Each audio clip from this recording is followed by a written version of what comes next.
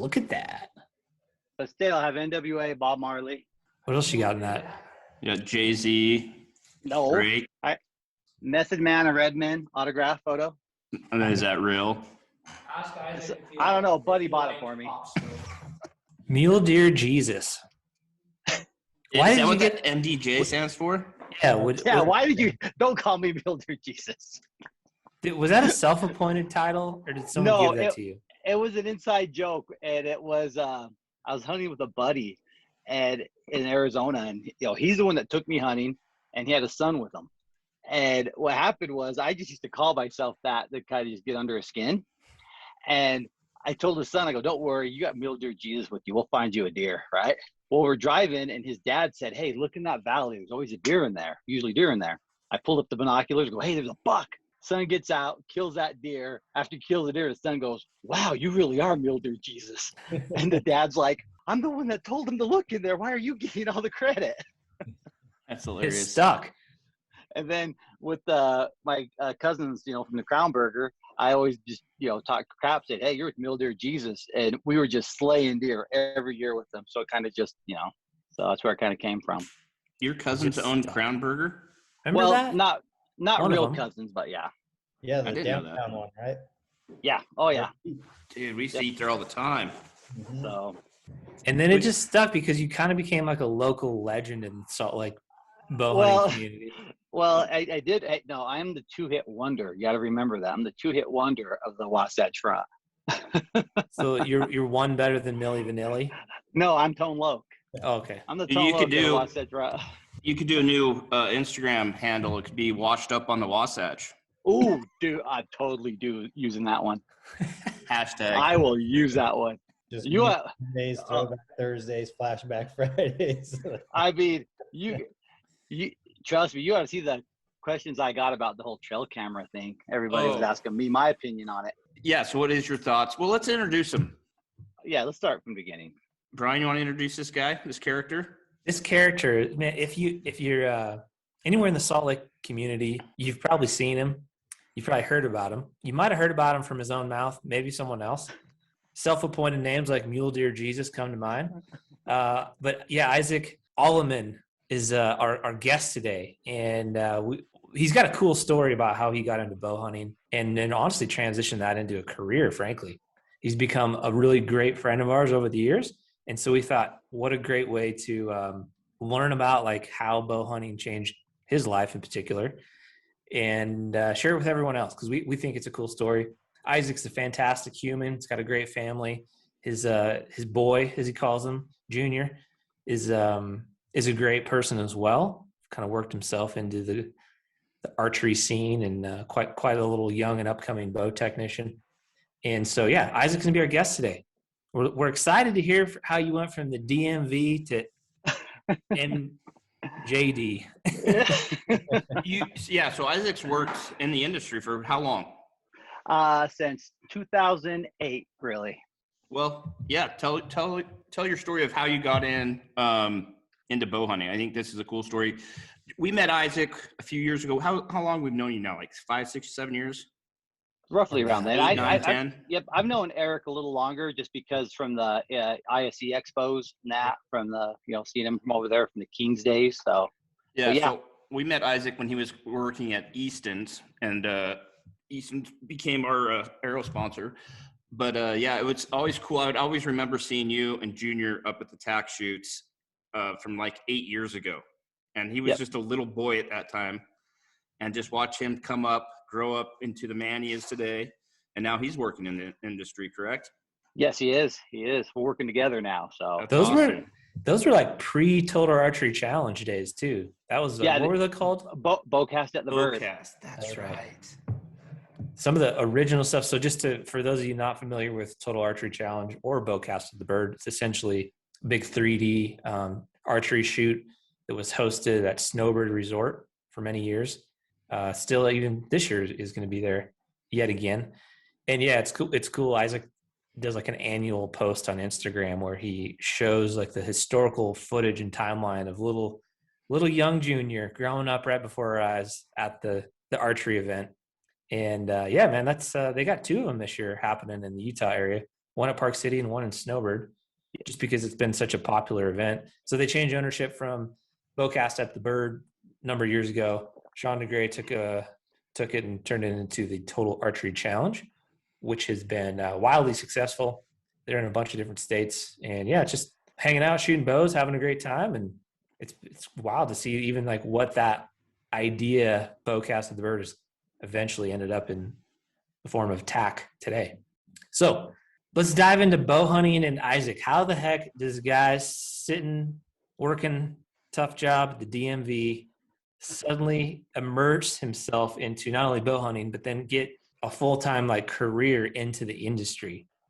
Well, so the way it all started, well, first off about me is, I was born and raised in Utah, and I hunted my whole life. My dad, he's from northern New Mexico. So he did a lot of hunting up there. And so hunting was a big thing in my family. My dad was a big machinery mechanic. So we were only, he had 2 weeks off a year. One was to go visit his family. The other was for the deer hunt. Something we always did together. My dad bow hunted a little bit, but I was young at the time. So, didn't get quite enjoy it with him, like I wish I could have.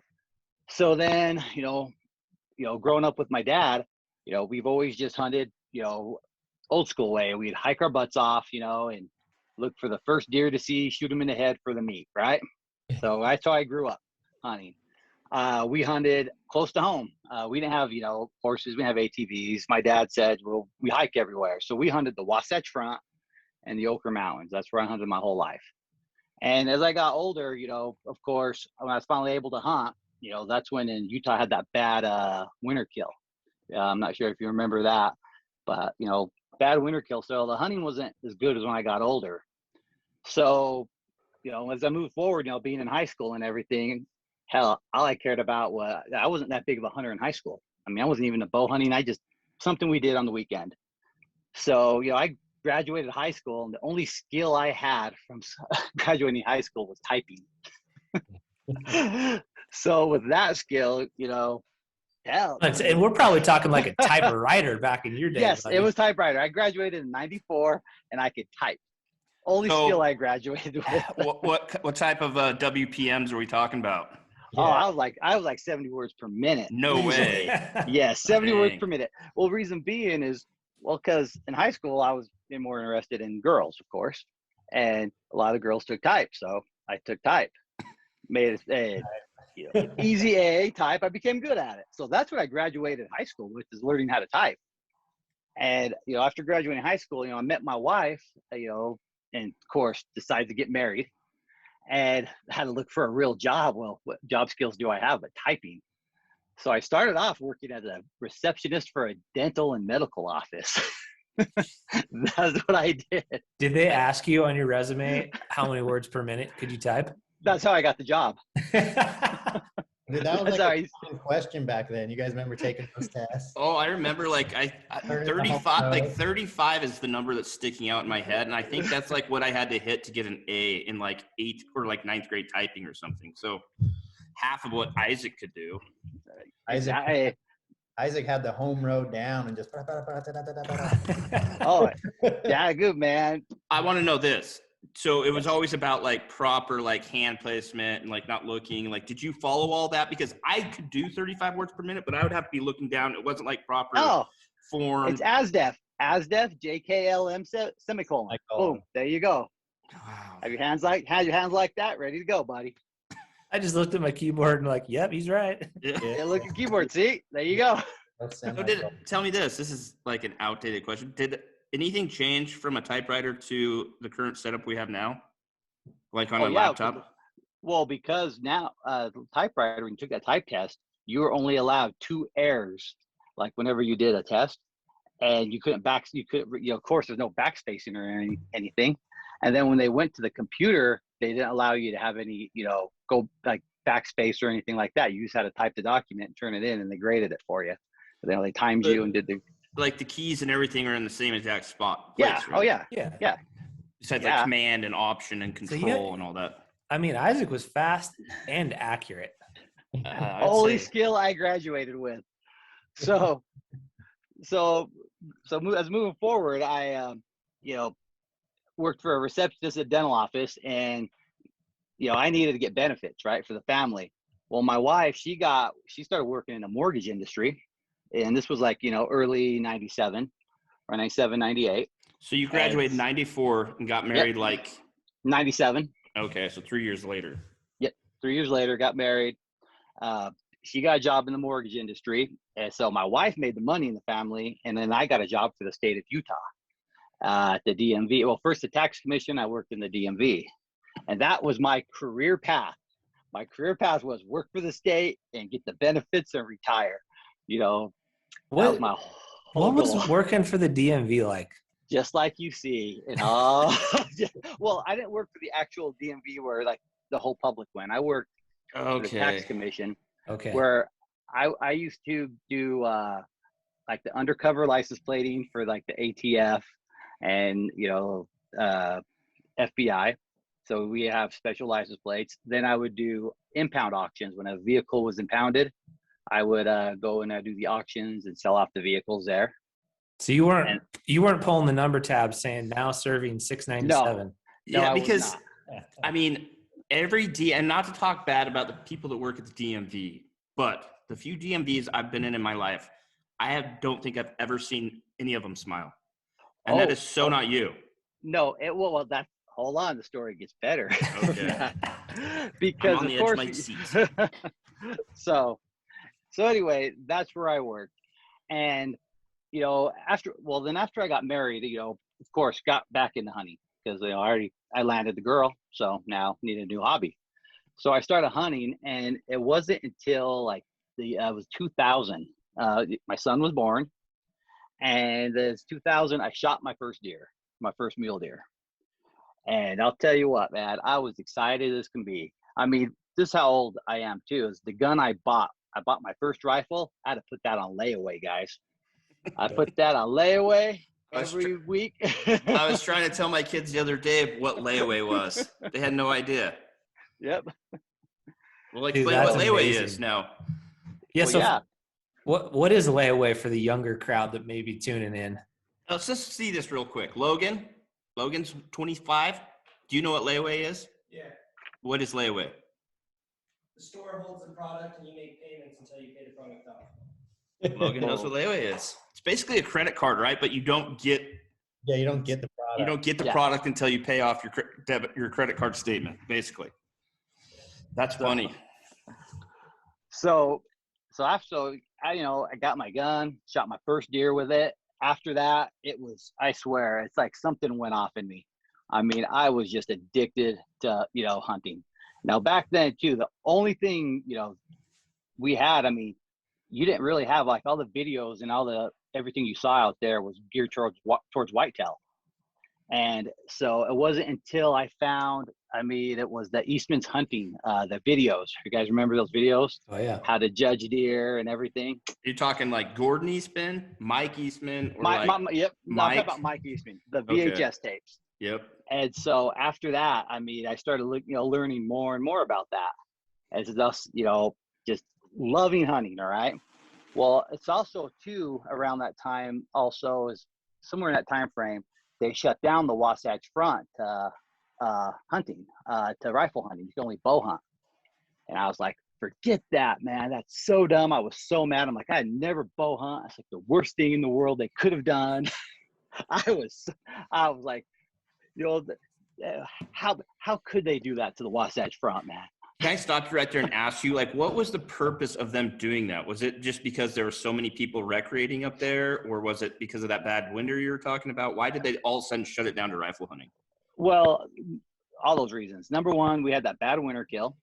Then also two, like a lot of people were going up there in the cabins as well.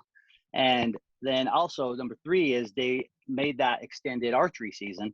And they did this in the actually late 90s, mid 90s, I want to say. But as they did it to keep the deer from coming into the city. That late season Wasatch Front hunt is designed as a deprivation hunt to keep the deer from coming into the city. That's why it's either sex. Yeah, interesting. But like Isaac said, to apply pressure to the deer to keep them out of the neighborhoods, the streets, the highways, and freeways. So by doing that hunt like that, they basically turned it into a trophy unit, is what they did. Because it's been like that. You said from the late 90s, so it's been just over 20 Probably years. A little more. It's probably mid 90s actually. So maybe like 25, 26 yeah. years. So yeah, and I was anti-bow hunting. So for me, I was strictly into rifle hunting. And so after that, after doing my research, reading books, and the only platform we had to really know about mule deer hunting back then was Monster Muleys. The forum. Yeah. Who remembers that? Oh yeah, the old forum. We refer to that site as the internet dating site for hunters. That's how me and Brian ultimately met. Yep. Dude, the hunting forums were big in like the early 2000s. Oh yeah. That's where we all went to consume content, to read stories, to get information, to connect with other hunters. Because back then, I mean, for me, myself, like I didn't know many people in my personal life, like people I actually knew that loved to hunt as much as I did. So it was always fun to get online and connect with people, share stories. And like Casey said, you typically ended up meeting people and going hunting with people, and you really just connected through monstermuleys.com and other chat forums. But that was definitely the biggest one. So for me, from 2000 to 2004, hunting consumed me. Anything I could get my hands on. Now, to give an example, and I'm ashamed to say this, but like in high school, I didn't read a single book. Okay, not one book. Last book I read was probably like The Outsiders in like 9th grade. All right, and the first book I read since then was High Country Mule Deer from Mike Eastman. That was the book. My first book to read. I just consumed whatever I could regarding hunting. I mean, for me, that's all I talked about. That's all I wanted to do. And I actually started, taking some deer. I mean, my dad and I, and everything was, I mean, it just, it consumed me so much that when I was at work, I got called into my boss's office, and she said, big folder on her desk. And she said, you know what that folder is? I'm like, no. She goes, it's your internet history from work. And I'm like, okay. And I'm like, why do you have it? She goes, well, we're just doing audits, making sure nobody's looking up anything inappropriate. However, that folder was nothing but hunting, like the forums, hunting sites, Cabela's, all that stuff. So she went into your search history and printed off all this stuff? They had IT. IT gave her a printout of everyone's, because at the state, you can't be looking at that. And my folder was like that. So it was, I mean, that's how much it consumed me, to where I loved it. And then I was always also, as a lot of you do know, I'm also a gear nerd. Okay. I love hunting gear. And back then I was, looking for the latest, greatest hunting gear, and couldn't find it at the time for, over at us, Sportsman's back then and Cabela's. So I was always going to REI and looking for stuff. And that's where it led me to where one time I was at a store and I saw a Badlands backpack, and it was the coolest looking backpack at the time. Like, oh, I have to have one of these. And that was that time of year of the, I guess, history of hunting, if you will.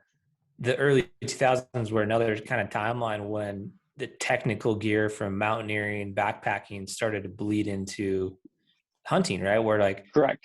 Various companies were founded and kind of started making their footprint in the industry by printing camouflage patterns on more technical type gear, whether that be merino wool or like outer layers or soft shell jackets that you would historically find at places like REI. Back in the day, most hunting gear was heavily cotton based or wool based. And that was a very big transitional time where, like the Sitkas of the world, the First Lite started getting going. Yep. You name it. Just barely entering into the hunting space back in those days. Well, see, and like this was before 2004. I mean, Sitka wasn't around back then. I mean, you had like Mossy Oak with the Apex gear or something like that. But so I was constantly going to those places. But then I saw Badlands had this cool backpack, right? And of course, I went and looked all over. Well, where could I get one for a deal? Because again, I'm making like $11 an hour working for the DMV, raising a family, right? And I found that they're local. I'm like, oh, sweet. So, this is what kind of started my whole journey. Is I went into the Badlands office, and the president happened to be there. And I'm like, hey, I love your product. I was being a, little fanboy about it. So stuff's so cool. And he gave me a great deal on one. I'm like, hey, listen, his name was Bill. I go, Bill, I work for the DMV. You don't ever have to register a car again or wait in line. When you need something, here's my card. You call me. Okay. Right there, man. After the guy, one thing about him, he loved cars. He was always buying new cars. So I just made sure to stay in front of his face. And this is back again in the early 2000s. I didn't know what pro staff or any of that stuff was back then. Don't lie. You probably I didn't. promised I him had that no you'd idea. shout him out on monster muleys. I didn't even think about that. So what I did, I just An stayed in front of his influencer face. before it was cool. I was a straight poser staff is what I was. All right. So from there, I always stayed in front of his face. He gave me deals on packs. And then, whenever he needed, like, I looked up, see when his card would expire, and I'd give him a call. And I'd drive over there, pick up his stuff, register it, and take it back over to him. Never had to wait in line, ever. So I got to know him pretty good. So that went on for a while. And so in 2004, we had our third kid, Melissa, my wife. Okay, here he goes. You guys are gonna make me do this, aren't you? You share whatever you're comfortable with, brother. I'll share it all. Okay. So my youngest daughter, Melissa, was born in 2004, and she was a healthy baby, 100% healthy. At 2 weeks old, somebody came around her. Somebody, or I don't know who, came around her, and they had a cold sore apparently. And my daughter, contracted that virus, but what it did, it went straight to her brain and caused a meningitis. It was encephalitis. And so at 2 weeks old, she quit breathing in front of the doctor, a 2-week checkup. Now, she, prior to that, a couple of days before that, she was sleeping through the night. And I'm just like, 2-week-old baby, woohoo, sleeping through the night. Great. This is awesome. But then she stopped breathing in front of the doctor, and they're like, hey, we need to get her up to the hospital now. Took her in an ambulance, found out she had meningitis. What the meningitis was doing, it was basically right in her brain, and it was destroying her brain. Basically just like, I say eating it, but destroying her brain. And it was, they, ICU, pumped her through meds, everything. It was just unbelievable. I couldn't believe what was happening to me. So, during that time, we spent 2 weeks up in the hospital at Primary Children's that time. Now, during that time when you're at the hospital, it's just, everything goes through your mind.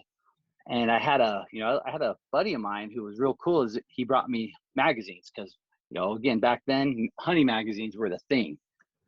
It was, I'd go to the store, I would buy all the hunting magazines I possibly could. But they're all, hunting related, just regular hunting related. I'm like, forget, I was not a bow hunter at the time. Didn't care about it. Well, one day, my buddy brought me up, it was Eastman's Bow Hunting Journal. And I'm like, well, okay, fine. I'm taking a look at it. And of course, who do I find in that magazine? Cameron Haynes. First time I saw Cameron Haynes, and he had on this mountaineering thing, the backpack, talking how he bivy sacked and everything. I'm like, okay, I like this, this is something that I can get down with. And so I was still, okay, well, bow hunting thing's kind of cool and all that, but I still wasn't completely sold on it. So, I was sitting there, and you're in that hospital, and there's nothing, you go through all the magazines. So I start reading more about bow hunting, and I'll tell you what, it was a nice break from everything. It was kind of my outlet. It was, seeing your child in there, knowing there's nothing you can do, it just sucks. You have to sit there and just take it. There's nothing you can do about it, right? Just sit there, take it, and just hope for the best. So after the 2 weeks, they came out and they told us, they go, well, there's been, she was only 2 weeks old at the time. They said, there's been some injury to her brain. We're not sure how severe it is, but we don't know what what the outcome will be. But, just make sure, she had pump her full of her meds and make sure this thing does not come back. So it was after that, I was just like, whatever. And I was just, thinking about getting back into archery, right? I mean, I'm sorry. I was thinking of, I just need to break away, do something. And my wife's like, well, why don't we just try to get out of the house one day? And my mom said, you two get out of the house and just go and let's, go out, do something and get your minds free. So my wife and I went to dinner, went to a movie and that. And she said, well, let's go to the archery shop. You talked about maybe wanting to get a bow. And okay. So ended up going to this Sportsman's Archery at the time. Gerald was the owner of it. I went in there and, oh man, he was just so cool talking to me about bows and everything. I'm like, I'm digging this. I was liking it, right? And then my wife noticed there's a flyer up for FMP 360. Do you guys remember that? Oh yeah. So there was a premiere of FMP 360 at Broovies, and she said, my wife, goes, you should just go to this. You really should. I'm like, well, okay, we'll check it out. So, went ahead and just, kind of talked about a bow, like, okay, maybe I can do this. Maybe I could get into this. Sounds like fun. And we went, and then the next week was that premiere. I went and saw that premiere of FMP 360. And it was something mule deer hunting, Wasatch Front, right? Right in your backyard. They're hiking in. It was something, from all the other hunting movies I'm used to seeing. I'm like, whoa, this is the coolest thing ever. So just in case if you guys have never heard of FMP, it's Full Moon Productions, right?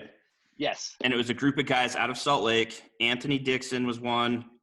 Tall Sean, what was that? Sean Monson. Jared Olson. Was there one other one?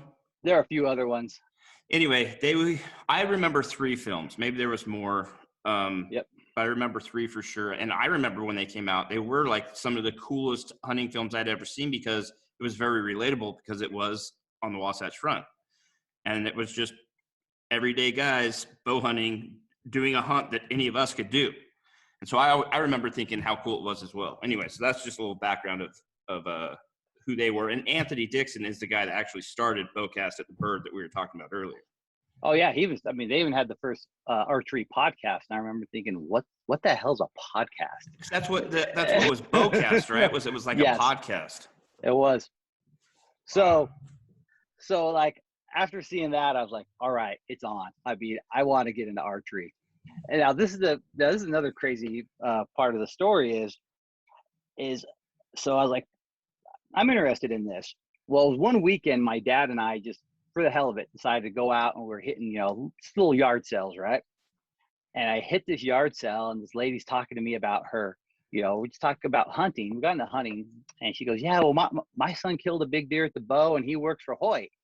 His name, and I'm like, what's your son's name? And she goes, Brian Reed. I'm like, I went to high school with Brian Reed and played football with Brian Reed. And I'm like, really? And she's like, yeah, he works at Hoyt. I'm like, okay.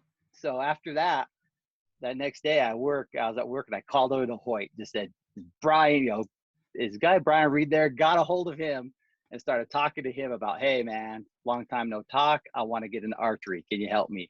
I need to know what bow to get and things like that.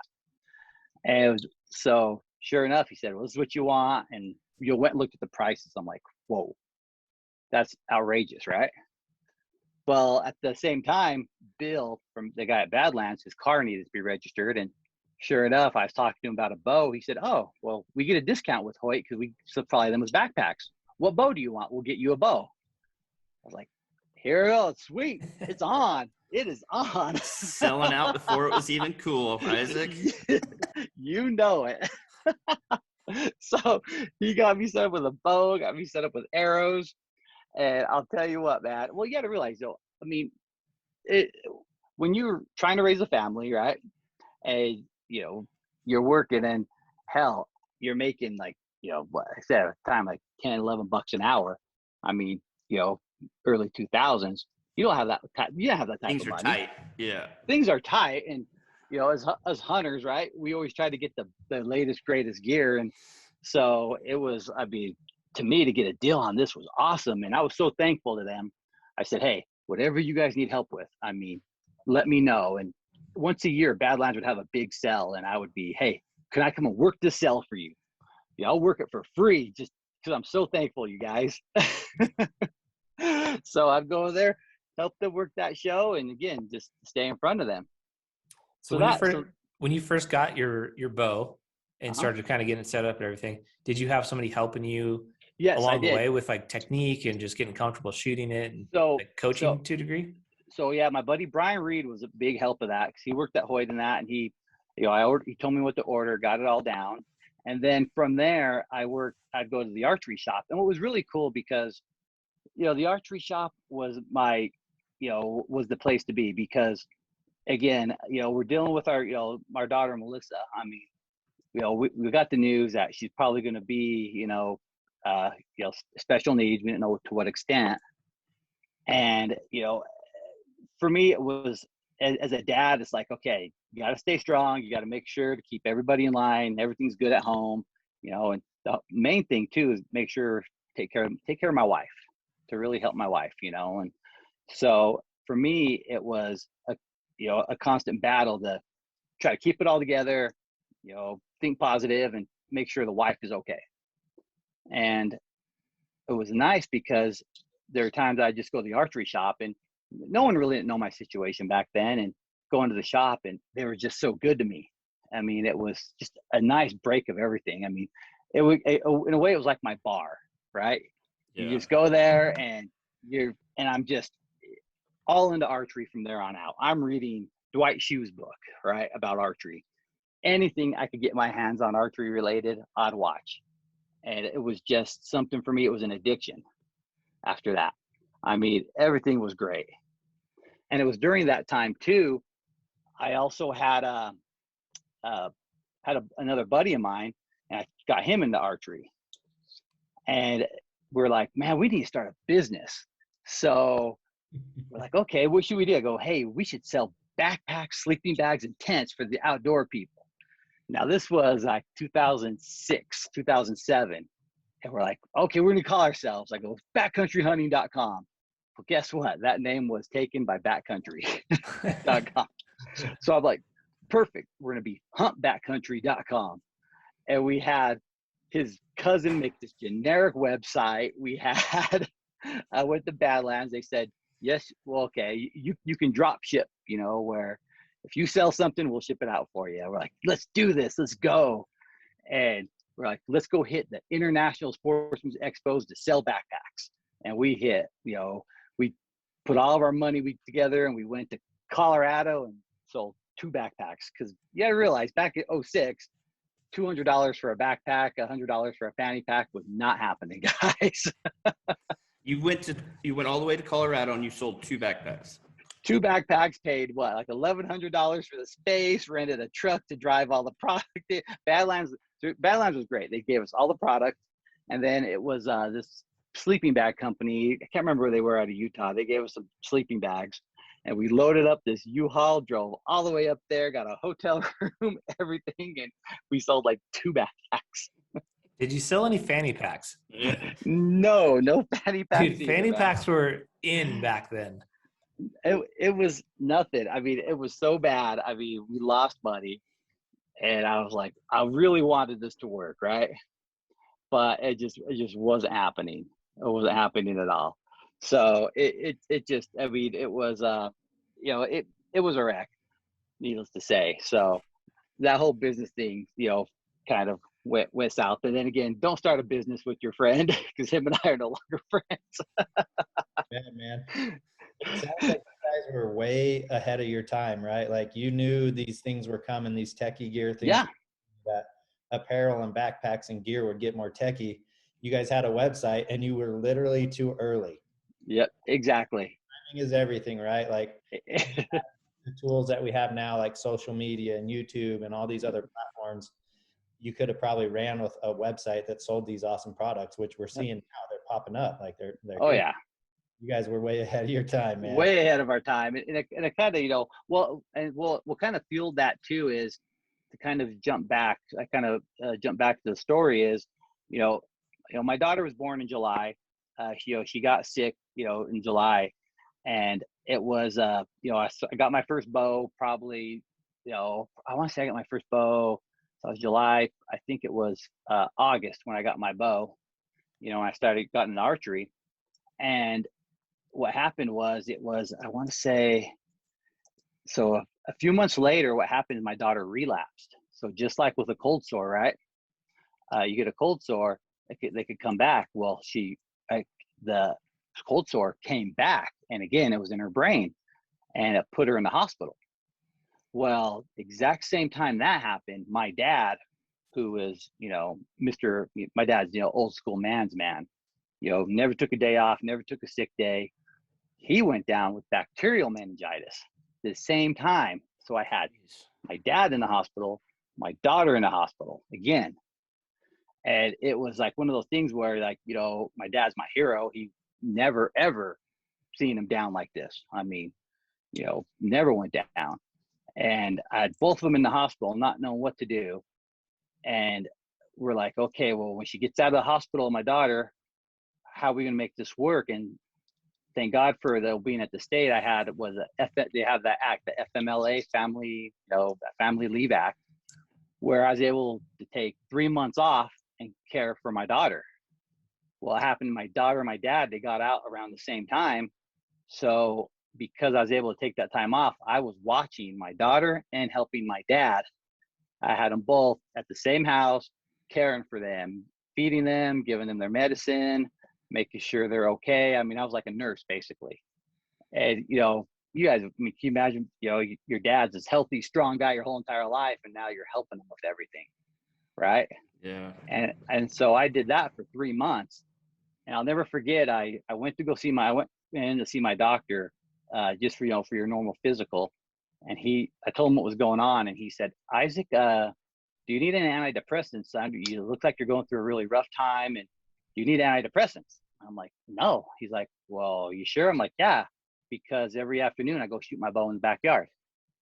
And that's what I had right there. I had the bow. And it's unbelievable how just that bow and arrow right there can just kind of just change things, because I was so into rifle and muzzleload hunting. And like I said, I mean, I was a little bow curious back in the day. So can I ask you, what was your holdup? You said you were against bow hunting, like not that you weren't into it, but you were against it. What made you against bow hunting? Because it messed up my Wasatch Front where I used to hunt with a rifle. Okay, so it was when the law got passed or the new seasons changed. The law got passed, but also it was very intimidating. Look at what you walk in there, and the different sights, all the different releases, the arrows, the bang, all that stuff was just so intimidating. And I felt it took me so long to kind of catch up in the hunting, because I really didn't focus like I did back in the day. You know, hunting like, hunting as hard as I could. I mean, I just hunted on the weekends. And so I felt like I was behind the curve already. And I'm like, I don't need to learn something new. I mean, I got rifle, and I'd like to do muzzleloader. That's what I'll do. So Isaac, that was a big holdup. Real quick, now kind of reflecting back on what you know and how passionate you are about archery, for anybody listening that might kind of just be at the starting point of their archery endeavors, or they've considered maybe trying bow hunting or just shooting bows in general, the intimidation factor, what kind of advice would you give anybody that's maybe just been hesitant because there's a lot to learn, to your point, right? I think there's similarities of trying to learn fly fishing. You walk into a fly shop and it's just kind of overwhelming, right? Like, you don't want to look like an idiot, but you're still interested in getting going. I think, even if you want to pick up golf, you go into a pro shop, there's just a lot to absorb. What kind of advice would you give anybody looking at archery? Oh, right. When it comes to archery, just get out there and just go try it. Just try it. And there's one great thing about this archery community and hunters, they want to help. You got a lot of people who are more than willing to help you with it. And it's a lot easier than you think, especially now with the way they have the release aids and the bows and everything. It is so much easier now to get into it than it was even, back when I was, it was still pretty easy, but it's actually, heck, with all the YouTube videos and the things out there, there's a lot of ways for people, just to help you out with it. So you definitely once you start it, it's a lot of fun. I mean, I enjoy watching people get into archery and start shooting for the first time. And, you know, it doesn't matter what type. One thing I love about a bow and arrow when it comes to shooting, unlike sports, right? I mean, for instance, you know, it's like Casey trying to guard me in basketball. I totally smoke him because I'm way better than him. All right. But archery, we're the same, because it doesn't matter if you're 6 foot tall, you know, if you're 5'7", doesn't matter. You're all shooting the same bow. I mean, so when it comes to like any type of competition and that's why archery is really levels the playing field and just comes down to, you know, patience and form. And it's something that just, I mean, it's a lot of fun. And for me, like with the whole archery thing is, again, after my whole daughter and everything, I was always going to the archery shop. And then my son, Junior, he would tag along with me. I mean, little kid. I mean, every chance we got, we'd go to the archery shop. Because my days were spent when my dad and daughter were sick for 3 months was going over there in the morning, feeding them medicine, taking care of them. And then come home in the evenings, and my wife would be like, go to the archery shop. I mean, my wife has been really supportive. I've been so lucky to have someone like her. And okay, I'll go to the archery shop and go hang out there and shoot my bow. It was such a, you know, something so different, and just reading everything I can on archery. And that's when I said I decided to start.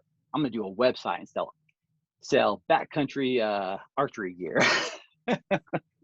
And so it was, I mean, I thought it could be good. And that thing all fell apart in like 2007. And then if you guys remember in like 2007, that's when the mortgage industry started to crash, right? Yep. So my wife lost her job. Oh, wow. In 2007. And I was like, I mean, it was devastating, because like, okay, you know, this also in 2007, we found out, you know, that second round, my daughter was in the hospital, that, you know, that encephalitis meningitis caused even more damage to her. And they basically said, they go, listen, your daughter is going to eventually, I mean, she can be in a wheelchair for the rest of her life. And that was just one of those things you can't comprehend. It's like, huh? I mean, okay. And, you know, one of the conversations I remember having with them is, you know, it was like, they basically talked to us about turning her over to the state if we couldn't handle it. Wow. And I'll never forget that conversation, because they're talking to us. I'm like, oh, okay. So wait, she'll go to a home, because, you know, go be able to go to a home to get better, you know, I thought it was like to rehabilitate her or something. And I go, okay, so they'll you know, she'll go over there and we'll get her and we'll take her home. They're like, well, you could take her home on visits and that, but basically if you guys can't, you know, it came down to like, no, if you want to basically turn her over to us at the, you know, to the state, and you guys can continue on to live your life. It was one of those conversations like, what? Wow. It was like one of the weirdest things ever. And it was just, like I said, it was just blew my mind that was even an option. Right. And it was like, you know, I don't know how to explain it, but it was, you know, it was one of those blows. Right. But the you know, the one thing was, you know, it devastated my wife when she heard that. And so, you know, again, you got to just be there, you know, as a husband and something like this, you know, I did care about my daughter, but my wife was so worried about her. I'm like, okay, that's when I learned I got to shift my focus and make sure to take care of my wife and take care of her and just be there for her and do whatever I can to make her happy. And that's when somebody says, well, then who takes care of you? And I'm like, archery and planning for a hunt. I mean, seriously, that's what I did. I planned everything for hunting and archery, and it was one of those things. And the funny thing about that one is after she got out of the hospital, my wife's like, my wife's like, go up in the mountains, you know, you maybe, you know, you go find someone going to hike with. I told her, you know what, I'm going to go by myself. I'm going to take a bivy sack, because that's what Cameron Haynes did. And I'm going to go up there and I'm going to use everything in the book I can to see if I could find a big deer. Right. And no kidding. I went up there, you know, on my hunt just to kind of, you know, get my thoughts together and everything when all this went down. Went up there, stayed up. I mean, it was like a 3-mile hike in, but I was prepared for like 10 days. I had like all this food. I had like 9mm with an extra magazine.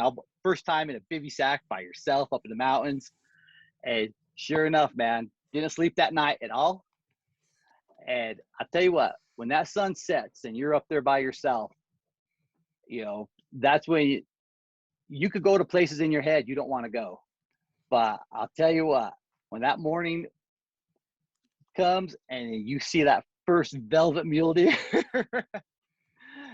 it's unreal. It was probably one of the like again, it sounds corny, but you know, all that happened. You know, I go up there, sleepless night, you see a mule deer, and it's like everything was better.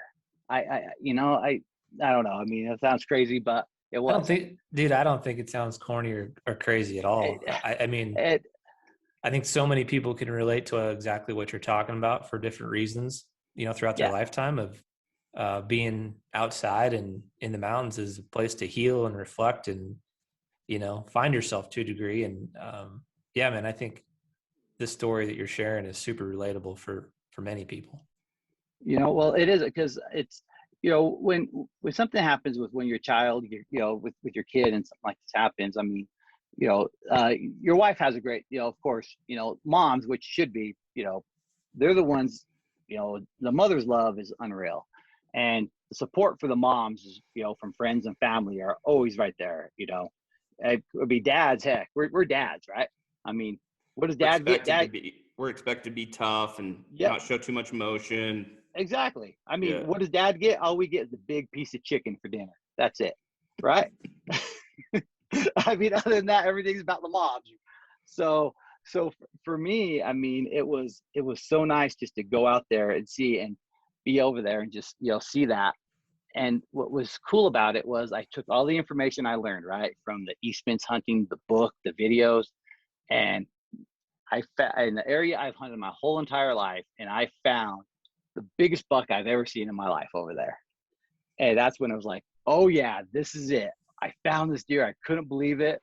You know, went up there. It was probably one of the, you know, greatest things ever. Like, everything was better. So I'm like, it's on. Next year I'm doing dedicated hunter. And what dedicated hunter is in Utah, a lot of you know, it's a program where it's a 3-year program and you're allowed to hunt all 3 seasons. Archery, muzzleloader, and rifle. And you can only take, you can only take 2 deer within the 3-year program. So I go, next year I'm doing this. Because I wanted to find that deer. I'm like, if I don't find them after this, I'm going to do that, you know, that program. So moving forward, so archery, hunting, I was into archery. Hunting was my main goal. But my wife, like I said, my wife lost her job for the mortgage industry. So my wife came and she got a job over at the state of Utah with me. That was fun. I'm some sarcasm, Isaac. Isaac's never sarcastic. Well, so I'm like, well, both of us are here to have benefits, you know. And well, then when my wife got there, working for the state, like you said, working for the DMV, nobody's ever happy, right? You said? Yeah. Well, I got written up while I was working for the state of Utah because I was too nice and too friendly with everybody there. And of course, you know, because I used to work with the impound yards and that. And one of the impound, you know, was working with the impound yards, and somehow somebody thought I was taking bribes from them. And so I got written up for, what was it? For like buying a car from them at a discounted price. And they wrote me up. And I was like, forget this. I'm done. I mean, this is unreal. And they said, well, you're too nice to these people. I'm like, well, I'm trying to be nice because we work with them. We don't have to put the iron fist down, you know. But again, you're telling me that when I go into a DMV and no one's smiling, it's because they're required to not smile? You know what? Makes sense now. Honestly feels that way. I'm telling you. So anyway, go ahead. So I got written up, And I go, and my buddy Brian Reed, who's looking for Hoyt, said, "Hey, Easton's hiring a customer service representative." I'm like, "Well, hell yeah!" So applied, and I got the job at Easton. And this is the end of 07, right? 07, I got the job, customer service. I'm like, I'm at Easton customer service. I'm gonna be here forever. Work my way up. And I was working there, and so I started there that October in 07. So I worked there, loved my job. I got to go to ATA for my first time. And I was like, whoa, this place is amazing. It's new. I wanted to be there. And of course, Badlands was at ATA, went there, talked to them, hung out with them for a little bit. And then the expo started that February, the hunting expo. And I told Easton, I said, can I take some vacation days so I can go help Badlands at their booth at the expo? I'll have to help them work there for free. Again, pro staff stuff, all about pro staff. Went over there to the expo. So I was working with them, and they're just selling backpacks. I mean, just slaying it. And the owner goes, "Isaac, you need a different job." I'm like, "Well, okay." He tells me, he goes, "How about you come work for Badlands? I'll make you my sales manager." I'm like, "Dude, I don't have a college degree. I don't know anything about sales. I mean, being a sales manager." He says, "I could care less." He said, "You're passionate. I could teach you everything you want to know." And this is what he told me. This is no lie, too. He said, "Isaac, you're working at Easton in customer service. Within 5 years, there's a good chance you're still going to be there as a customer service agent. You come and work for me, they'll hire you back as a sales manager." Okay. I'm like, well, I don't want, because back then, again, my dad was a big machinery mechanic. So he worked at a job for 19 years, went to another job 13 years. I was taught, stay at the company as long as you can. Don't jump around. Loyalty. Job security, Yeah. loyalty. And I'm like, well, I'm like, well, no, man. I mean, I was really debated because I didn't think I could even do the job over there at Badlands. Well, sure enough, I mean, he talked me into it, and I put my 2 weeks in at Easton and went and I worked for Badlands. I started there, and from there, man, that's where I met the world, basically. That Badlands was my college. I knew nothing about sales, sales reps, marketing, any of that. And that's where I met the world. That's where I started working there. I worked there for about 5 years, and no lie, what happened? Easton came knocking on my door. They started a backpack clothing line, and they hired me back as a sales manager. He called it, dude. He cool. did. He did. So again, I mean, and again, I went, like I said, I went from working at this DMV job. I mean, and this was, you gotta remember, I was roughly, when I started at Badlands, I was 31 years old. I mean, I seriously didn't, I had no idea that I thought, after 30, this is my life. I'm working at the DMV. That's it. I'm gonna be stuck here. But after they wrote me up for buying a car from an impound lot, saying it was, that it was not right that I did that. I was like, forget this. I'm out of here. And again, starting in the career, in the hunting industry, to me, I didn't think it was really a career. It was just life, is what it was. I mean, it was just something I did, and I'm like, man, this is amazing, because the people you meet within the industry are just good people, really good people and passionate people. So sure enough, I went from Badlands and I went right back to Easton as a sales manager. And I worked for Easton for 7 years over there, guys. And everything in my life revolved around hunting and archery. I mean, my son got older and he was always with me at the archery shop. A majority of my friends, all my close personal friends, I mean, all from the archery shop. I mean, it's almost like a close family is what it is, with the people you hang out with and everyone from the archery shop. It was unreal. So it's been a great experience and a wild ride. I mean, Yeah, man, if there's one thing that I would say is probably one of the most common comments we get from a lot of our viewers is, how can I find myself a space in the hunting industry? How can I make this a career path? And hearing your story, I think so many people are going to be able to relate to your story and learn from your story, because like you said, you never really just jump right into it. And Isaac, you're like the perfect example of being kind to others, doing nice things, and those things coming back tenfold. So just the little way you kind of like told your story and navigated through relationships and just being nice to people and it coming back here and there, like that's like the perfect story for our viewers to hear, and how to kind of find yourself a spot in this space is work hard, you know, obviously your positive attitude and your work ethic, but just being kind to others and offering to help for free. Work in Yeah. those spaces, get in front of the right people, you know, noticing opportunities and taking advantage of the opportunities and the network that you build. But you're like the ultimate network guy. Well, my motto in life is, I saw it out of some book, but it's not what you know, not who you know, it's who knows you. Yeah. Because the thing about it was, when Easton went to hire me from Badlands, like Easton got a new president, and they started this backpack and clothing line. And the new president, he didn't know who I was. He came from, I think he came from like GSM, the big conglomerate like that. And he asked the sales rep groups, all the sales reps at the time, they go, I need to hire a sales manager for backpacks. Who should I hire? And he's like, oh, dude, it's Isaac guy. Because again, I stayed in touch with all the sales reps from Easton when I went to Badlands, the people I worked with, and being at the shows and that. And so he asked them, they said, you got to hire the Isaac. Then he asked somebody out west, hey, I need to hire a backpack. I'm looking for a sales manager. Who should we hire? And they said, you got to hire Isaac.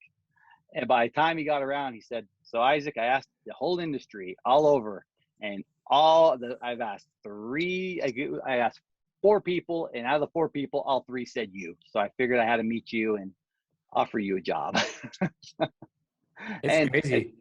To your point, man, networking is so critically important just to build your personal brand. Doesn't matter what kind of an industry you're in, what kind of job you do. Building your personal brand goes a long ways, and your ability to get to where you eventually want to be. I'll say too, like the timing's interesting. I've never seen the industry hiring more people than they are right now across the board. Just looking at partners that we work with, whether it's First Lite or OnX, Hoyt, Vortex, so many of these companies have a tremendous amount of job opportunity in a lot of different areas too, from marketing to production to operations, accounting, tech, you name it. So if you guys are out there and you have a similar passion to try to break into the hunting industry, I'd argue that there's no better time than right now to jump on these different websites and just take a peek and see what they're if what they're hiring for maybe meet your own skill sets. But certainly the networking, I think those hours that you spend at the bow shop and at the Hunt Expo and the ISE and the ATA shows, unbeknownst maybe to you at the time, those were where you're laying the foundation down of building your own personal brand, and people got an opportunity to see, who you are and how you operate and treat other people. And, that clearly, to Eric's point, came full circle. 2 different occasions, right? The first time getting in the door at Badlands, and then the second time, jumping in back to Easton after a little extended absence there. Yeah, I mean, for Easton, it was like 4 months I worked there, and it was all just kind of, and again, I wasn't looking for a career. I was just looking for a job at the time just to pay the bills. And I had no idea that this archery hunting thing would turn into a career. And it wasn't until like I was well into it at Easton for a while, I realized I'm like, holy cow, I just totally made a career out of my love for hunting mule deer and, hunting mule deer and just, archery. I mean, how it just happened. I wasn't planning. I didn't go into this thinking, okay, I'm going to go and be a pro staff guy and eventually work my way up to a job there and they're paying me. I mean, I never asked anything for these guys though for free. I always said, hey, if they gave me something, let me help you. Let me help you work, do something for it. I mean, just don't give it to me for free. Because back then, that'd be really how I didn't think of, hey, yeah, I'll shout you out on Monster Muleys, or hey, I'll put you in my top 8 on MySpace. Okay, if you guys give me something for free. You're really aging yourself now. I think what's important though, and especially for the people at home listening, like what I take away from your success story of having a career in the industry is that you were willing, right? Like you were willing to work for free. You're willing to learn. Obviously, you were nervous about taking a sales manager job because you said you didn't go to school, but you're willing to learn. And I think that's so important nowadays, especially the space that we live in. Like, you know, we always talk about it all the time. There wasn't, you know, 10 years ago when we went through college or whatever. I didn't go through college, Brian did.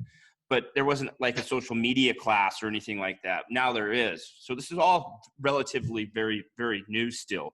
And I think a lot of times you just have to be willing to learn to adapt to it. And the hunting industry had to really, right? Like the hunting industry was led by print and TV, and that's it. Yep.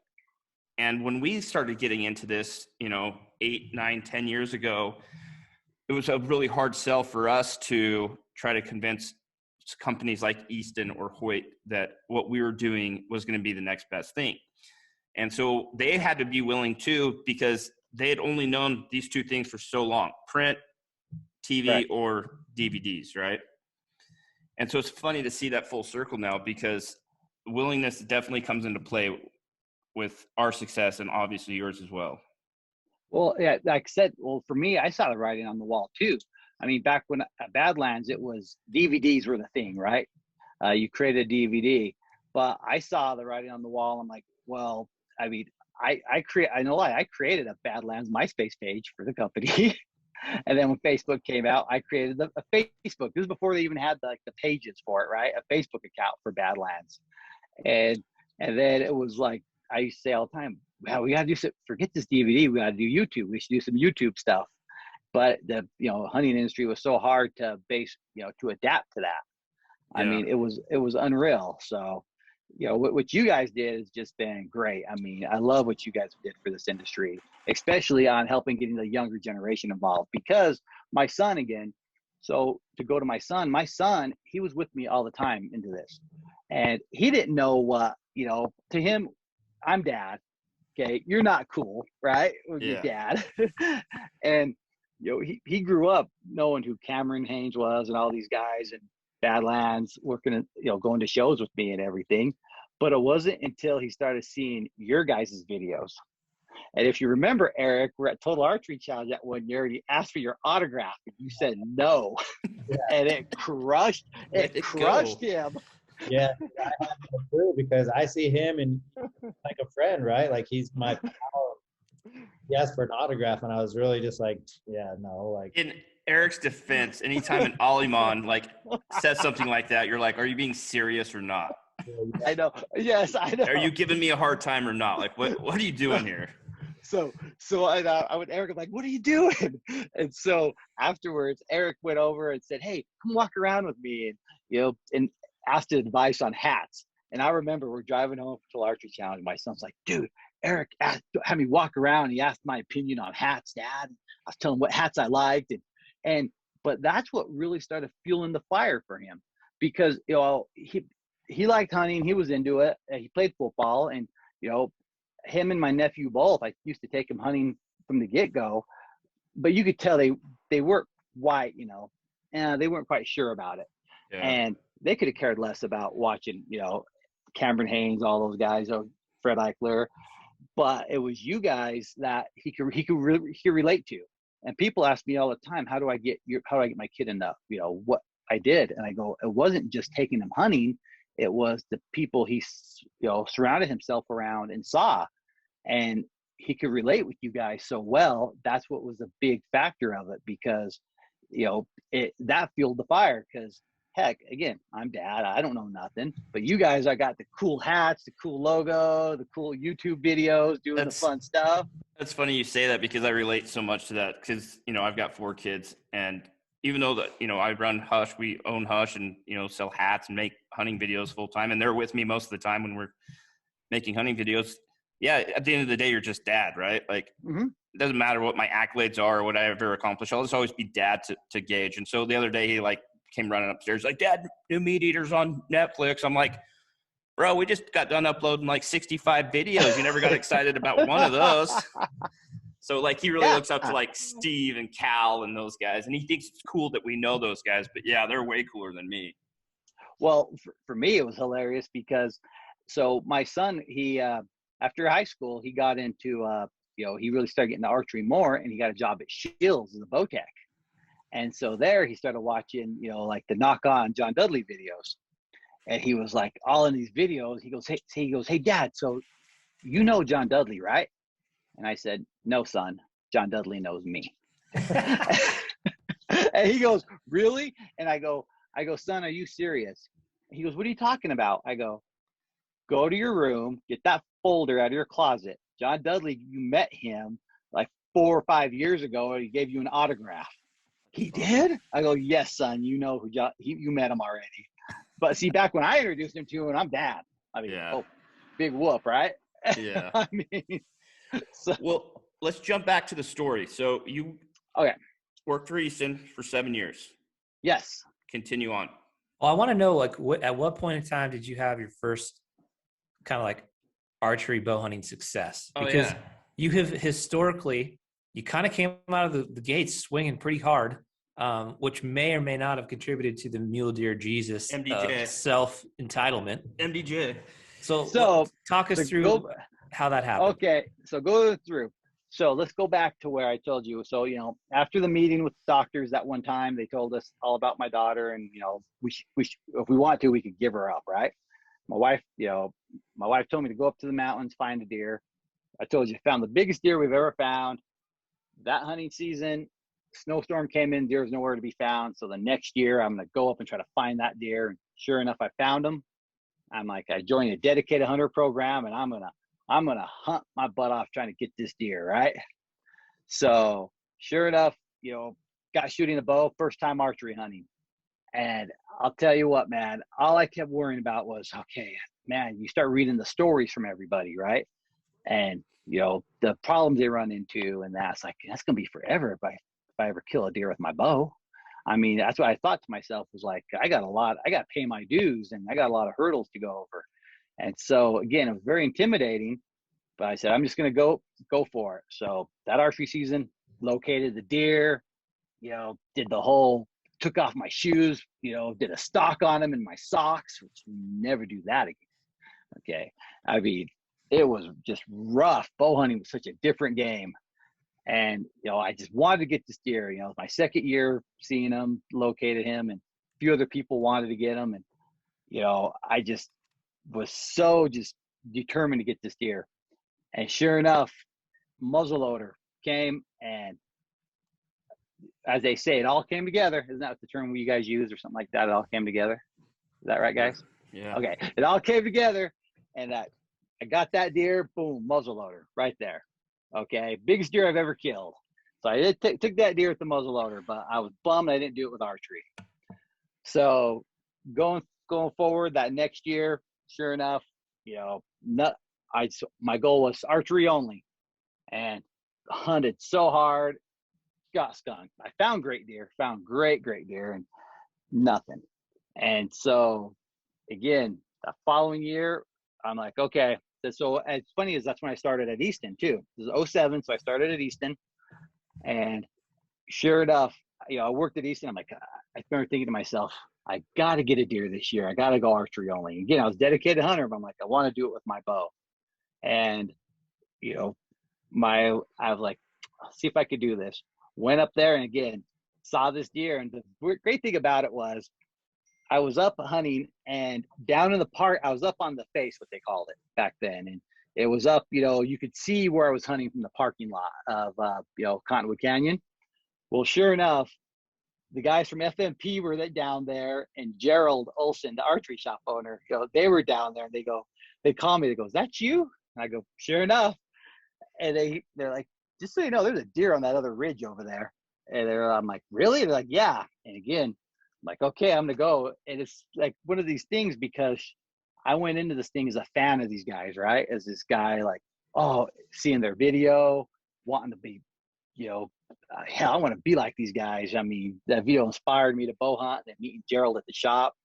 And it was one of these things where it's like, okay, this would be cool if it happened. And, it was my third year bow hunting. Went up there, and there was this deer, and it was, first shot, just missed it completely. I was shaking so bad, missed. Like, oh, I was just devastated. And what happened was during the rut, the deer turned around and came back and took my time. Squirrels went off. And I remember when I released that arrow, never forget it. I'm like, oh yeah. I just remember thinking, oh yeah, nailed that deer. 3 years into bow hunting, I shot my first deer with a bow. It was a 4-point, you know, all the guys from FMP were down there. Gerald was all watching through spotting scopes. They said when they saw that deer get hit, they were cheering, high-fiving. And sure enough, Gerald, Anthony, and Sean Monson came up the mountain to help me pack this deer off. So That's my awesome. third year bow hunting, I tagged out on a 4-point. I was so excited. Wow. And I was addicted. So then after that, I started at Badlands, and I was like, okay, to me, I'm like, I work at Badlands. I got to kill a deer. My goal was I'm only going to kill a big deer. Boy, I put the time in and everything that following year and nothing. So at this time, I'm like, one deer, that's it. Well, you know, the next year I figured I'm going to take it easy. I'm going to do it, go back to the days of scouting, doing all the, pre-scouting, doing my research and all that. And that year I hunted and I found this buck, this beautiful buck. And again, that buck consumed me for a while. And it was, I was hunting with a friend of mine, and it was during the rut. And he said, have you ever tried rattling a deer? I'm like, no. And he goes, let's try rattling. And he's rattling. And I remember I'm sitting there, I'm eating my sandwich thinking, God, I hope nobody sees me. This is embarrassing. He's making so much noise. And nothing happened. And I go, this is where I seen this deer before. He's around this, in this area. And we go to this area. Sure enough, he was there. And, I saw this, I found this deer back, so this is 09. And I saw this deer. He was this wide, he was a 32-inch 4-point. All right. Biggest deer I've ever seen in my life at the time. And I remember thinking, like, there's no way I could kill this deer because, God, he's just so big and everybody knows about him. But I said, my goal was I'm going to go up to the same area, the same route as much as I can, and hopefully I'll bump into him. And that was my whole strategy, is just keep doing that. And I said, this deer was in this area. He hangs out in this area. We went over there. Sure enough, he was there. And my buddy started rattling. And no lie, that deer turned around, came around. And I remember the snow was deep. And that deer got in my range. I was shaking so bad. I fired one off, missed completely. But the arrow was hitting the snow. And the deer had no idea what happened because my buddy's rattling. So I get another arrow, fire off another shot, missed completely, went in the snow. And I'm like, okay, get it together. And I remember knocking that arrow, and the deer took a step and his head was behind the trees. And put that arrow on him, shot, and I flinched and I hit him in the back, that back rear quarter. And that deer came running by. I remember I hit and just turned around, like ran towards us, and it was bleeding. I was just I was just stunned. And I just remember thinking, oh God, I just wounded a deer. I was devastated. Well, we tracked that deer down and we found him dead. And that was, my second deer with the bow was that. He was a 32-inch 180 4x4. Wow. I mean, now this is, again, back then, this was, like I said, 2009. I had my BlackBerry with me. Facebook was new. Now, this is how kind of this whole the MDJ Wasatch OG thing started, right? There are guys who've been killing deer on the Wasatch Front for years. I mean, FMP did a great job at that. But like, there are guys like Matt Bateman and Kip Fowler. They were killing monsters. The difference was I was more of a marketing type guy, and going to Monster Muleys, telling my story, putting the pictures up there. I had a buddy who started a thing called Wasatch Front Muleys, and it was a calendar. And he was a photographer, and I killed, when I killed that deer, he came up there, and I'm like, I mean, this is back then. I'm like, why are you bringing this big ass camera up here for? We don't need these great photos. We're good. I got my BlackBerry camera. Yeah. Thank God. I mean, now it's like Now it's normal for somebody to carry a big camera with them, right? Yeah. So I killed this deer. I posted pictures of it all over the place. I even pinned it up at Sportsman's Warehouse. Remember? You used to go pin your pictures up on the brag wall? You went and printed them off, put them up there. Hell Nice. yeah, I did. I was so proud. Did you Second try to year- submit it for any kind of magazine article? So ASL. what was that? Doug Oh, Miller. like- Did you send it to the Doug? photo contest.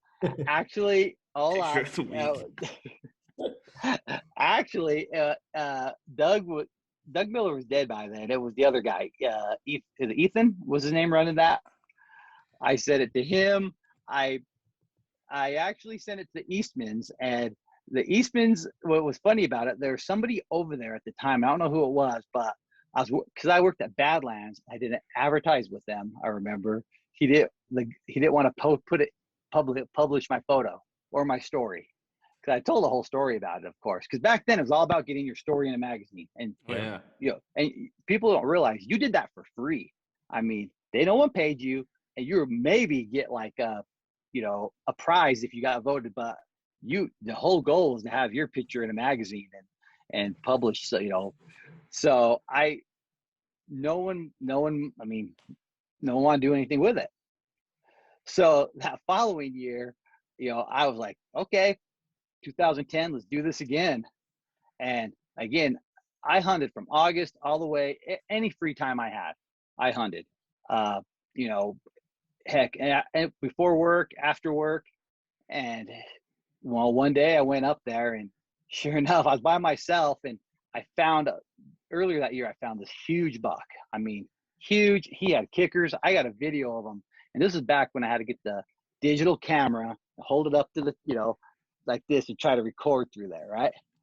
And this buck was huge. Tried so hard I hunted this deer. And I remember I went up there in a snowstorm, and back then people were still hunting down low by the houses, and I hated hunting by the houses. Stayed away from those areas because I never wanted to hit a deer and have it go. Hear the stories of the deer running into the city. So I still went up high, and I remember I'm looking for this deer, and I see a herd of elk. And I was like, forget the elk. I care less about elk. And this deer starts walking. I see his 3-point come walking through there. And I'm like, sweet, look at that 3-point. And I remember thinking to myself, man, for my third deer, it'd be cool to kill a 3-point, my third archery kill with a 3-point. So I went up there and, put a stock in on him. Again, fired, missed. First shot, missed completely. But again, the snow. The arrows go into the snow. They don't make that loud of a noise, and the deer's going to take off. And I had this grunt tube. I hit this grunt tube, and the deer stayed and shot again. Hit him. I'll never forget it. I hit that deer. He fell backwards, right? And I'm like celebrating. I'm the man. Woohoo! That deer got up, took off running. I'm like, where the hell are you going that fast? That deer took off into this area, and I'm like, okay, wait him out. I remember waiting. I called my buddies. I hit a deer. They're like, what'd you hit? I go, I shot a 3-point. They're like, okay, we'll be up there. And I remember going looking for this deer, and I bumped him, and he went to this area, this north-facing slope where there's a ton of snow, and that deer started taking up off, running through the snow, and I'm firing off arrows in waist-deep snow. I about launched my quiver at this deer. And I just finally see him just die. And I'm like, okay, good. Out of food, out of water. I was just going up there that day just to see if I could, locate the bigger deer. And I had no idea at the time, what I really, shot. So I'm waiting there. My friends come up, and I remember they're like, what the hell are you doing shooting a 3-point way up here? And I pulled that deer out of the snow, and this was a 31-inch 3-point that scored again like 180, like 184 or something like As that. a 3-point. As a 3-point. Another 30-inch deer. But at the time, my friends were like, whoa, but I didn't know how big it was. And so they came up there. We got the deer off the mountain. I remember we went to the Cotton Bottom, to get something to eat. And we went over to Anthony Dixon's house, who was part of FMP, and he shot a deer that day. We went over there, and I brought him out, and I remember they put the measuring tape on him. It was 31. I'm like, holy cow. I didn't realize how big he was until afterwards. And again, so started posting pictures, Facebook, monster muleys and everything. Rusty Hall, Trophy Hunter magazine, did a story on him, back to back. KSL had me on their picture, for the Photo of the whole week. KSL photo of the week thing. And it was, and then Outdoor Life even posted a picture. Really? Yeah, a small little section, Outdoor Life, did a picture of my deer. Wow. And there too. And I was like, whoa. So that's a buddy of mine who worked at Eastman's, Eastman's Hunting Journal. His name's Adam Bender. He would call me. Him and I became friends because I loved hip hop, and I was one of the guys in the hunting industry who liked hip hop, wasn't in the country. And so you're like, oh, you're the Wasatch Front OG, buddy. So that's where the Wasatch OG came from. And the sad thing is, guys, I have not killed a mule deer since 2010. 2010 was last year. Yeah, the following year, again, another 30-inch buck. But I was back of 2011. I remember I was so cocky. I'm like, shoot, yeah, I kill anything. This is easy. And sure enough, man. Oh, I unloaded my quiver one day with thinking I could hit this deer, and no luck at all, not even close. I mean, here's the reality though. Although it has been a dry spell, I mean, dude, you have put so much effort into helping out your son and your nephew, get them going at a young age, right? And really sacrificed your own hunting more or less for the betterment of family, right? I mean, so. Oh, well, correct. Yeah, it came, my nephew started hunting my son and started taking them out, and then taking out other family members. And it got to the point to where I really enjoyed taking people out, watching them succeed, but also during that time, I will tell you this, from 2011 all the way up till this year, I have had a chance to shoot a big buck every year, but I have screwed it up. Nothing else, just me. Either blowing the stock, being patient enough. I sent a few pictures of like bucks through the trees, like passed on this guy, pass. And I'm just like, dude, you're crazy. Those are all like really nice quality bucks, like bucks I would shoot.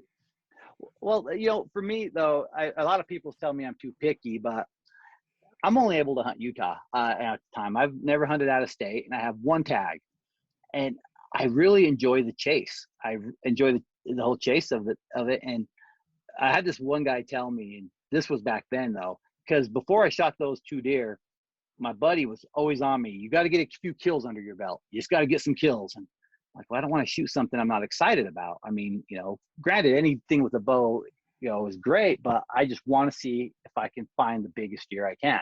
And if I kill anything, something small, I suffer from FOMO a lot. Fear of missing out. And, I've passed a lot of deer, and a lot of them I look back and regret, but I did that those 2 years. I passed some great deer, and look what I ended up shooting. I mean, I shot 2 deer that were just, great bucks. Yeah, and just to give the listeners an idea of like what these photos or what these bucks look like, I remember the first one you shot, this extremely wide 4-point that is so beautiful. Dark antlers, those antlers just really lay out flat. And then you got Isaac and his bow, and it's just tons of snow and like aspen trees in the background. And you're seriously thinking to yourself, for like a guy like me, when I saw it, was like, wow, he's way up there. Like he's hunting like high, like hardcore in the aspens, still up in the high country. And then the next year photo comes out, and it's like deeper snow, bigger buck. I mean, even though like Isaac said, it's a 3-point, this thing is next level 3-point. Dark antlers, giant back forks, heavy main beams, and then just snow. So much snow that you're like, dude, this guy is like way up there. Like you said, most people are usually hunting the lower elevation where the deer are migrating down and easier to access, and it's totally different terrain and vegetation. And you got Isaac 2 years in a row, back to back, shooting giant mule deer, big, heavy old bucks in the deepest snow. And you're like, who is this guy? Like, how does he do it? Like, how does he do it? because the one is one, and you're like, yeah, you got one. When you had two, that's when you're like, all right, dude is doing something different, finding success, pushing to the limits up high in that deep snow, and then you never shot again. Never And shot then it's again. been a decade. You shot a It's been doe. a dick. You shot a doe last year, right? Yeah, I did. Actually, year before. Yeah. So- Yeah, but I had a doe tag. I did. Forgot about that. And I did kill a couple of whitetail. I did. I had some whitetails in there. With my bow. What I'm taking away from this story, Isaac, is you have a phrase that you always tell us when we go up and do our hunt. What, you know that phrase? What I'm talking about? I can't use that kind of language on here, you said. No, you have a different phrase. Locals only, right? Yeah, locals only. And now that I hear these stories, you're the guy that put that hunt on the map. No, no, Oh, no, yeah. no, it was Between you guys in you- your videos. FMP, you're the That reason. MySpace top 7. That's what started making a difference, man. No, it was let's see. Back then, a lot of people didn't hunt up high. Really, it didn't. And a lot of it had to do, I blame Instagram and Facebook. Actually. Define high country, Isaac. Well, actually, it wasn't high. High country is anything above 10,000 feet, right? Is that what the high country mule deer is? I'm still Depends. trying to figure that out. Have this conversation, like, what is high country? Yeah. Because everyone that could be different, but we always assume, like, what Casey, you always say like 9,000 and above, I think. Eastman's used to always talk about that. That book you were talking about, I think they would claim, above tree line, which is 9,800 feet or something like that. To me, a high country mule deer, the mule deer that works out in the gym, eats healthy, okay? Organic. Eats organic, listens to Wu-Tang, right? Okay, while he's working out, and just, the bigger, stronger deer. That's a high country mule deer, because you don't hear a high country elk, right? No such thing. Yeah. Where you're like, you're so high up in the steep hills and you see elk. Like, Yeah. What are you doing up here? Well, and that's the thing is, I will pass up an elk for a big mule deer any day.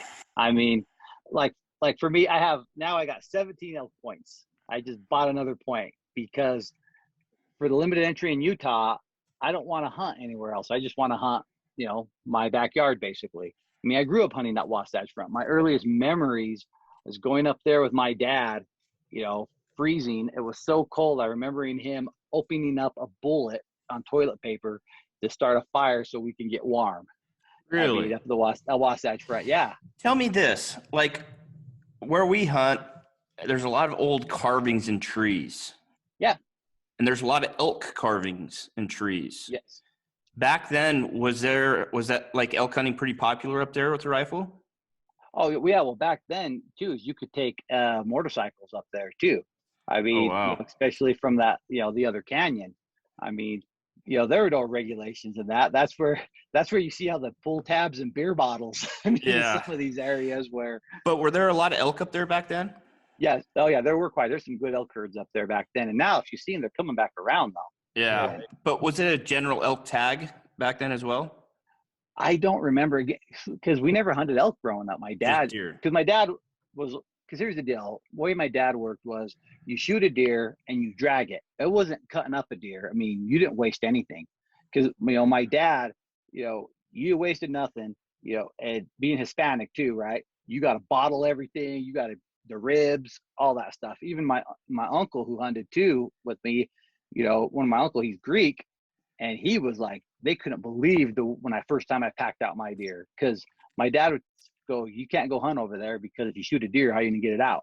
Yeah. Like, well, back then you drug everything. So first deer you see, you shoot a 2-point in the head, don't waste the meat, you drag it down. So we never hunted elk because how are we gonna get the elk out of the area? Yeah, right. Right? And you don't waste nothing on that deer. So Isaac, $1 million question now. Yeah, go ahead. Okay. Elk, you haven't Deer. killed an elk. You've talked Deer. a lot to us. He's already answering before I ask it. Okay.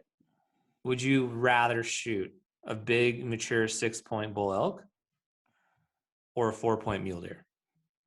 4-point mule deer. Well, hold on. Still. Where depends. Where at? You tell me. Anywhere. Okay. You got 17 points in Utah now. You have never killed an elk. Yes. Still gonna go mule deer over elk? Here in Utah, yes. Here in Utah, yes. If I hunted anywhere else out of state, that's one of the things is I'm not picky about mule deer and elk. It's Wasatch Front and the Okers. Okay, were two places I basically hunt, and Stansberry's. Those places right there is going to be mule deer only, and I want it to be a big deer, the biggest deer I can find over there. Yeah, that's what I want. Those are my right there. I go hunt out of state. I see a 2-point, I'll shoot it. I don't care. I mean, whatever. But my first choice are mule deer. I like it, man. I like the thought that, that's like kind of like your stomping grounds, and you want, you're not just after this animal, but you're after an experience to hopefully get this animal, right? Yeah, exactly. That's cool. It's fun. I mean, people who know me, I've had guys run into me up there. Is when I go hunting, it's an all day thing, and it's hammocks. I mean, God, who was it? Somebody ran into me up there. I was in my hammock with a little speaker listening to Bob Marley. And he still remembers that. So I was in my hammock, listening to Bob Marley, middle of the day. Carving out little ducks. Cooking spam. Cooking spam, carving out ducks. That's the fun of it. But see, that's how I made it fun for my son. Yeah. Because when I hunted with my dad, it was a death hike, right? It was a fanny pack with spam, sardines, and a canteen. And tortillas. That's what we had. And that's what I was fascinated about, getting backpacks to carry more gear to be more comfortable. But my dad would just take me on these death hikes. I remember just hating it. So when it's time to take my son up there, I sure enough, it was like, you know what, son, we're going to go up there. We're going to go up there. We're going to have fun. So that's one of the keys to taking your kids hunting is it's going to be fun. We're going to go up there. We're taking the little jet boil, and we're going to cook some SpaghettiOs, and we're going to hang out. And then we're going to make a fire, right? And then, if we happen to see a deer, we do. And then following that, as he got older, it was like, he got a bow. Okay, we're going to go up there, and you're going to shoot, if you see a grouse, shoot it. You know what I mean? And shoot the grouse and make a fire right there on the spot and cook it over an open fire. I mean, it was go there, stump shoot. You know what I mean? Fling all the arrows you want, son. That's what it was. It was go up there, have fun first. Hunting was second. I think, I always speak to that when people ask, like, how do you get your kids involved in the outdoors? And I think that's the number one key right there is just make sure they're having fun. Even if you have no chance of harvesting a deer, as long as they're having fun, they're going to want to come back. I remember those early mornings with my dad doing the exact same thing. We'd hike from morning till dark. We'd rarely see deer. And I was like, this is not that fun. Well, and I remember too, back when we hunted with our parents, spotting scopes were not a thing. Oh, no. I mean, my dad joked at me. He's like, what the hell? What do you need that for? I didn't help. And I remember it was the last time my dad hunted with me before he got sick, is I had that spotting scope, and I, spotted deer, and we tagged out. I mean, we went a long time after like that 93 winter kill till 93 to 2000. No deer, never seen a buck at all. Wow. All right. And then after 2000, I started learning more, reading more. It was every year we were tagging out every single year. And then, like I said, after I killed those 2 deer, I haven't killed a deer since 2010, but I looked and I helped. I helped 12 people kill their first mule deer since since 2010. And that's where, again, the whole mule deer Jesus, I'd always say, okay, mule deer Jesus is here. What kind of deer do you want? It feels, if you watch your Instagram feed or your boys' Instagram feed, it's like 2 things I can always count on. You guys are having a good time, you're joking around, and you guys kill. Like, I'm just impressed with you guys, especially your boy. I mean, every year on this very difficult bow hunt we have in Utah, like, he's tagging out, and it's like, dude, these guys like get it done and are having a lot of fun. You can definitely go after your content. Yeah. It's been great. Well, like with my son, I mean, once he was able to hunt, he filled 7 out of 8 mule deer tags. And the only one he didn't fill is when I had my back surgery. That's the only year he didn't fill his tag. And he filled 7 out of 8 public land. Say your nephew Kyle has turned into quite a great little hunter himself, Yeah, my nephew Kyle. I mean, he got into it too. And I mean, I have a total of like 7 nephews, and he's the one that really got into it and just take it to that next level. And it's funny because I'm watching the progression of everything, right? My dad got us into hunting. My dad wasn't into the, wasn't into backpacking, camping. It was like, okay, hunting season's going to be, hunting season comes around and it's the weekend before. Well, let's go make sure our guns are dialed in. That was it. I mean, it was for us. And so then for me, hunting became a year-round thing, preparing for it, scouting, and I started using the spotting scopes, right? Spotting scopes was a thing. And now with Kyle and my son, they're all into trail cameras. They're into the trail camera thing, the spotting scopes, and then the technical side, the bows. Like my son became a bow tech. I started working on the bows. So that's where we end up going with that. It's like seeing the progression of it move up higher. Yeah, definitely, it's kind of like the little brother story where, like for me, like I was okay at skateboarding and okay at soccer, but then the little brother gets to learn everything you learn and then gets even better than you, and like, through the generations, it sounds like your family, it just gets more in depth and it really just becomes a lifestyle. And now that I'm at this age of 37, I'm seeing these next generation, these young 18, 19, 20-year-old kids that are so like, it's their lifestyle. It's all they do all year. They're willing to work hard. They're getting healthy. They're getting in shape so they can carry that heavy backpack into the backcountry. And like, people are getting after it, man. Like their age right there, like they're in that prime of their life where they're like learning as much as they can and hunting as hard as they can. It's so cool to see. There's like a whole new generation underneath us that's like next level.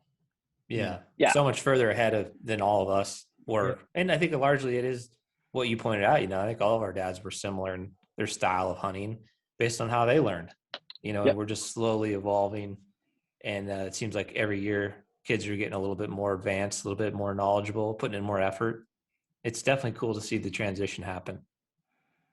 So Isaac, what's the update currently with Melissa, and kind of where are you guys at with that, and how's bow hunting contributing to your life now some 10, 11 years later?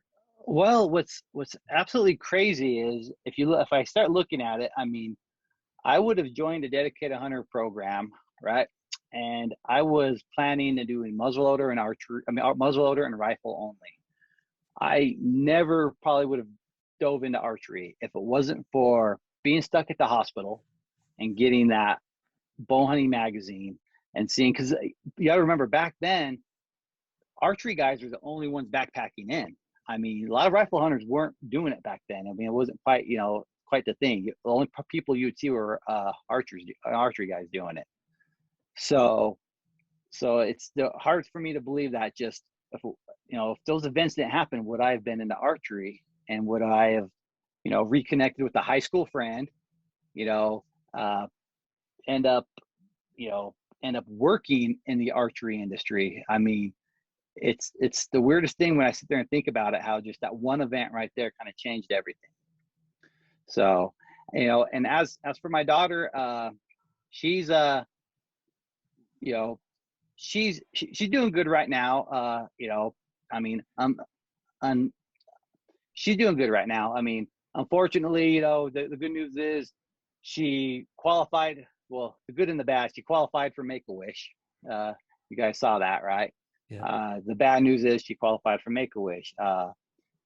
She started having seizures and everything, and we got, that was a rough time, but we got that under control. But she got sick, and her lungs, basically, she got pneumonia, and it kind of did some damage to her lungs. So unfortunately, her lungs are gonna, they said her lungs are gonna give out, one of these days. And it's one of those things where it's like, again, you just got to deal with it and take it. But as of right now, at this point, she's doing pretty good.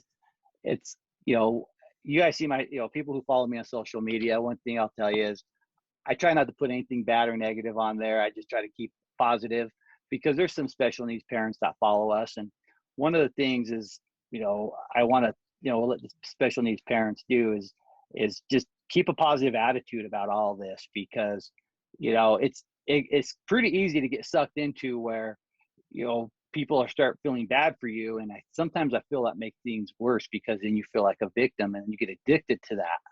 And everyone's always wanting to help you. And the next thing you know, like I've seen some people where, they fall out down cycle where everything's really negative on their social media feeds and everything about situations like this, and it brings them down.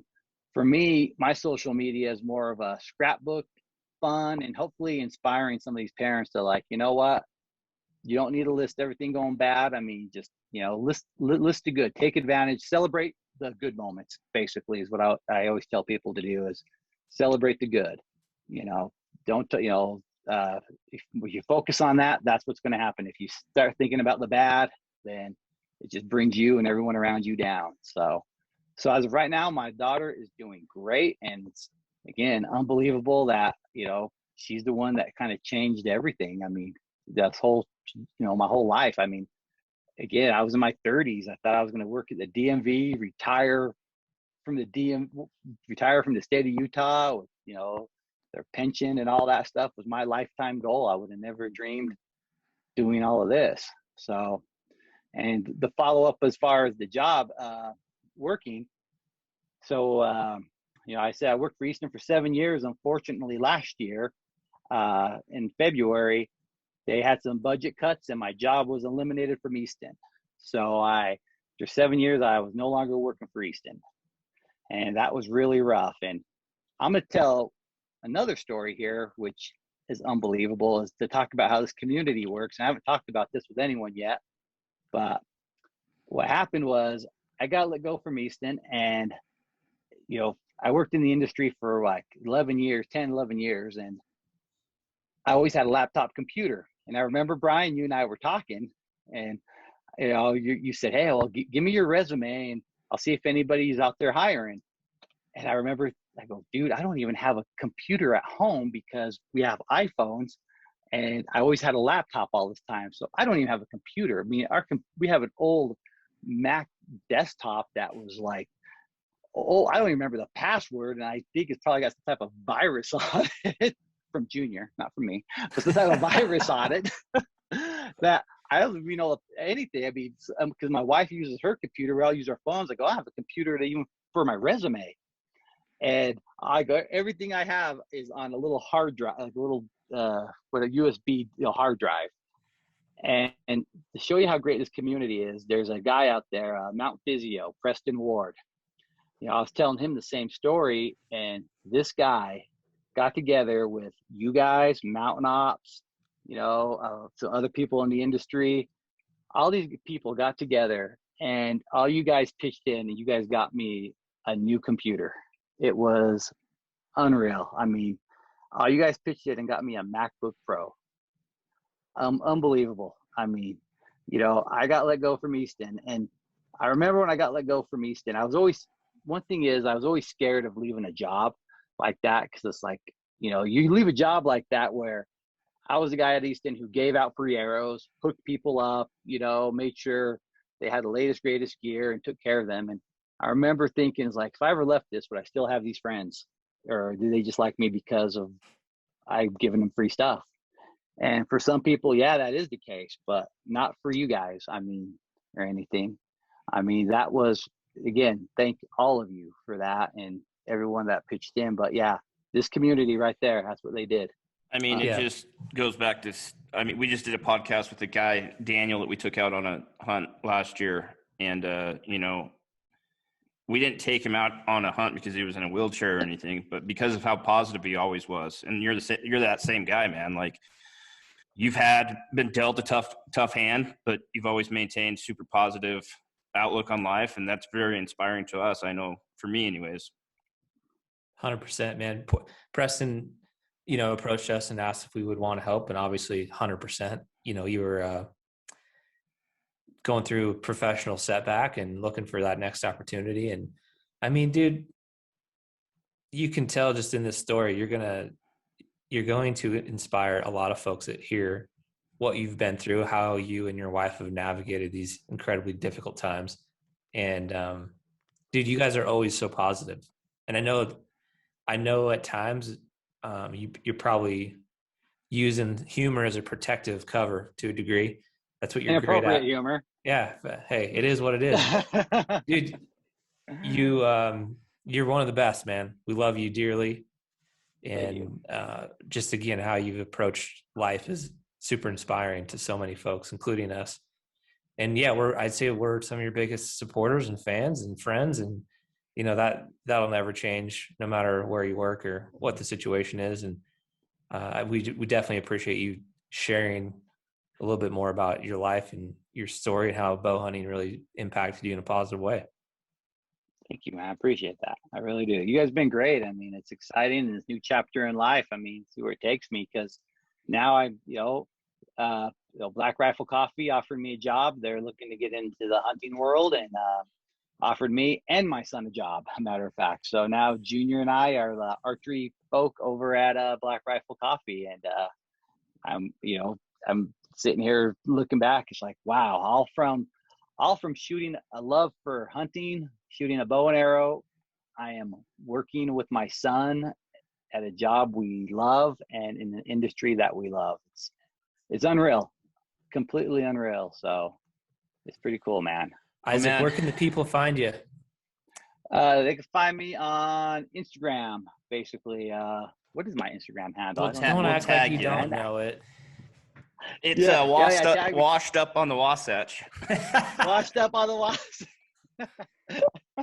Well, man, we appreciate you jumping on here with us. You were one of our favorite people that we've met in the industry, and I hope you know how much we love and appreciate you and your family's friendship. It means a lot to us, man. It really does. Thank you, man. I appreciate that. Yeah, it's been a long time, man, since those expos, seeing you around, hustling the backpacks, getting to know you. And I got to say, anybody who knows you and your family, and especially you and your boy, when you see Isaac and his boy at an event at the archery range, you better get your stoked level up, because their energy, you'll never match their energy, and they have a way of bringing others up with them, with their positive energy and their love. They always make you feel welcome. They always make you feel stoked to see you and loved. And you guys have a special way of doing that. So, well, thank you. Hey, now I'm on coffee, so it's at a whole new level, guys. Hold on. like going to the expo, it's like, okay, there's Isaac. Like, get your stoke level up. He's gonna want to hug. You better get pumped. We got to hug it out. Exactly. That's I'm right. a hugger. All right, guys. Hey, thanks for joining us for another Hushlife podcast. Big thanks to Isaac. You're an inspiration, brother. We love you lots, and we'll catch everyone on the next episode. All right. Thank you. Laters.